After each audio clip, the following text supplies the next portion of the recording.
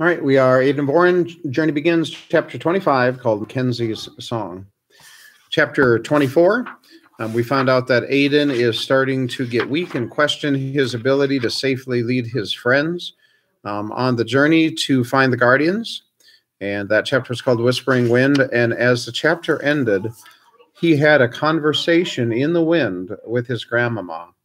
And his grandma encouraged him and said, yes, Aidan, you can do this. Your friends will be safe. I was with you in those dangerous things you faced before, and your friends are safer with you than anywhere else they can be. Chapter 25 is called Mackenzie's Song. During the night, a rolling fog blanketed the woods. Lily was awakened by the sound of soggy footsteps. She sat up just in time to see Aidan plop down on the ground across from the ashes of last night's fire. "You're all wet," she exclaimed. "You'll never guess what I found," said Aidan, trying to catch his breath. "You see, last night I was talking to... Wait, where's Mackenzie?" Lily was frantic. "She's not here." "Shh." Aidan held his finger in front of his lips. "Listen." A soft, small voice could be heard in the distance. "Do you hear her?" Lily listened for a moment as a broad grin broke across her face. Mackenzie's singing," she whispered. "I try so hard to get her to sing with me while we work, but she's just too shy." "That's funny," laughed Aidan. "I can't believe Mackenzie could be shy about anything." "Well, only about her singing. But doesn't she have the sweetest little voice?" Aidan closed his eyes. "She sings like an angel." There was a shuffling under Mackenzie's blanket, and then Charles stuck his head out. "What's all the racket?" he asked. "Shh," Aidan scolded. "Mackenzie's singing, and we're trying to enjoy it." Charles ducked back under the blanket, mumbling something about needing more sleep. Aidan noticed that Damon was also awake. He seemed to be listening to Mackenzie off in the distance, and for the first time appeared happy. "Well, let's go see where she is," Aidan said. "But we should be very quiet so as not to interrupt her." "I like singing," said Damon, as he quietly pitter-pattered his way toward the direction of Mackenzie's voice. Aidan helped Lily up, and together they followed the little dragon down the path. They rounded a very large tree and were greeted by the most beautiful sight. Mackenzie had found a strand tied between two giant flowers. With her arms held out to each side, Mackenzie balanced herself 3 feet off the ground. She was singing the most beautiful song. "Isn't that lovely?" asked Lily, who stood behind the tree, out of sight of Mackenzie. "This is such a perfect moment." "Doesn't she have great balance?" asked Aidan. "You know, I'm the one who taught her to walk on narrow logs." "Look at those huge flowers. I wonder where she got that rope." "Don't be silly," said Aidan. "There's no rope out here. And those flowers. Wait, if the flowers are that large, what else could be out here?" With a chill running down his spine, Aidan immediately ran over to Mackenzie. "Well, what are you doing here?" she said, startled. Aidan touched the rope Mackenzie was balancing on and yanked his hand back in horror. So here is a picture of the sketch on the page. "This isn't a rope, Mackenzie," he said as he put her hand on his shoulders. "It's sticky. It feels like the strand a spider might make." "Aidan," said Lily, now starting to panic, "how large of a spider would it take to make a strand like that?" A loud rumbling sound startled the children. "I'm hungry," said Damon as he tugged on Aidan's pants. "There's no time for that," said Aidan. With Mackenzie still on his shoulders, he hurried back toward camp. Lily and Damon were not far behind. "We should pack our things and continue to the northwest," said Aidan, obviously worried. "Where's Charles?" asked Mackenzie. "Well, he was sleeping under the blanket when we left," said Lily, as she ran her hands through the bedding. "But he's not here now." The falcon was nowhere to be found. Suddenly, Damon bounded back down the path from which they had just come. "Damon, no!" shouted Aidan. "We mustn't split up." But Damon was gone.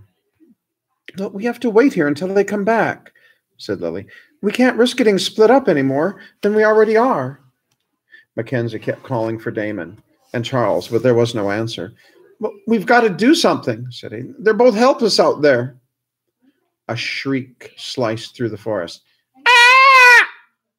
I've heard that scream before, said Aidan. It's Charles. Before he could say another word, they heard something else. It sounded like a low, deep breath, but it was very loud. It echoed eerily through the dead forest. Then there was silence. The children were helplessly looking at each other, wondering what to do next, when Charles came running frantically up the path, his eyes wide. The spy! Huge spy! Was all he could say. What happened? Asked Aidan as he ran over and picked up his falcon. I was caught in something very, very sticky. Well, go on, Charles. You're safe now. This horribly large spider. No, it was more of a monster. It was coming for me, and I couldn't move. Charles started to shake. Aidan put his hand over Charles' head and tucked him in close to his chest. Go on, old friend. Tell us what happened. All right. Well, the beast had me backed into a corner. He was going to eat me. And when Damon came out of nowhere, he approached the eight-legged monster with no fear at all. Then our little friend breathed fire out of his mouth, and he burned it alive. I can't believe it. He's too young for that, isn't he? How would we know? Asked Mackenzie. We've never had a pet dragon before. And that's not all, Charles butted in. After charbroiling the monster, Damon, he... What did he do, Charles? Asked Aidan. You don't want to know. Just then, Damon pitter-pattered his way into the clearing. He looked up at his friends, put his hand over his mouth, and burped mightily. How disgusting, exclaimed Lily. You ate the monster? Yelled Mackenzie as she went over and hugged Damon. And you saved Charles? Aren't you wonderful? Oh, he's wonderful, all right, said Aidan. A baby dragon that eats monsters. Now that's what I call a good traveling companion. He unrolled the map and began to plot their course when he noticed Damon walking across the campsite toward the forest. Well, now where are you going? Asked Aidan. Are you still hungry?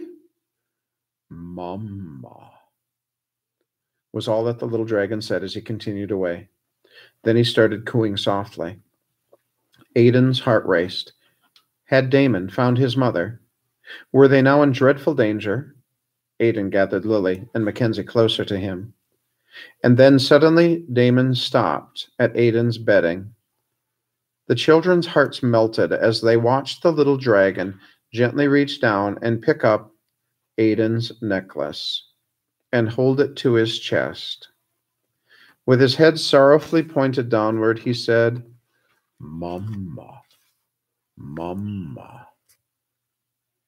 The dragon scale. He had never thought Aidan was his mother. It was the pendant that drew him.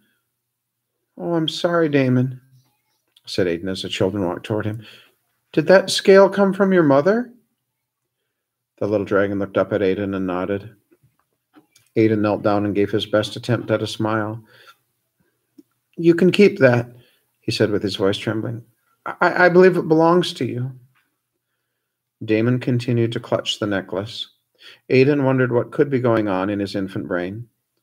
Then the little dragon put the necklace over Aidan's head as he quietly said, Friends. Aidan looked at Lily and Mackenzie, then back at Damon as he said, Yes, indeed, Damon. We are friends.